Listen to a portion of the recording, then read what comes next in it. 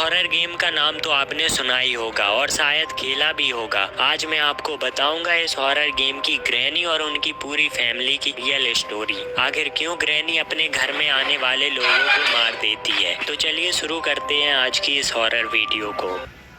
Granny का जन्म Paraguay के अम्बुस्काडा साउथ अमेरिका में हुआ था। ग्रैनी के फादर कुछ क्रिमिनल एक्टिविटी में शामिल थे। जब ग्रैनी 10 साल की थी तब उनके फादर ने किसी गैंगस्टर के पैसे चुरा लिए थे और उन्हें कोई ढूंढ ना सके, इसलिए वे ग्रैनी के साथ रोमेनिया के जंगल में एक घर बनाकर रहने लगे थे। वे 5 साल तक वहीं छिपकर रहे। इस बीच ग्रैनी कभी स्कूल नहीं गई। फिर अचानक एक दिन वे गैंगस्टर ग्रैनी के घर आ गए और फिर उन गैंगस्टर के लीडर ने ग्रैनी के फादर को मार डाला। जैसे तैसे ग्रैनी वहां से बचकर जंगल में भाग गई। ग्रैनी बहुत ज्यादा डर गई थी, जिसकी वजह से वह बेहोश हो गई और जब ग्रैनी को होश आया तब उन्होंने देखा कि वह पुलिस स्टेशन में थी। फिर उन्होंने पुलिस को अपने साथ घटी पूरी घटना बताई। अब ग्रैनी का कोई नहीं था, इसलिए पुलिस ने उन्हें अनाथालय भेज दिया। जब ग्रैनी बड़ी हुई तब वह एक होटल में कुक का काम करने लगी। उसी होटल में ग्रैनी की एक दयालु वेटर से मुलाकात हुई। वो वेटर कोई और नहीं बल्कि ग्रैंडपा थे। कुछ महीनों बाद ग्रैनी और ग्रैंडपा में प्यार हो गया और उन्होंने शादी कर ली। शादी करने के बाद वे दोबारा उस घर में रहने लगे जहां ग्रैनी बचपन में रहती थी और वहीं पर उनके फादर को मारा गया था। फिर 1 साल बाद ग्रैनी और ग्रैंडपा की एक बेटी हुई, एंजेलिना। कुछ साल तक सब कुछ ठीक चल रहा था। फिर एक दिन अचानक ग्रैंडपा घर से गायब हो गए और जब ग्रैनी ने ढूंढा तो उनकी डेड बॉडी जंगल में पड़ी हुई मिली। इसी घर में ग्रैनी ने अपने फादर को खोया था और अब ग्रैंडपा को। फिर ग्रैनी ने ग्रैंडपा की डेड बॉडी को घर के पीछे दफना दिया। 7 साल बाद साइमन नाम का एक छोटा लड़का उनके घर आया, जिसे बाद में स्लेंडर मैन के नाम से जाना गया। उसने अपने माता पिता को खो दिया था।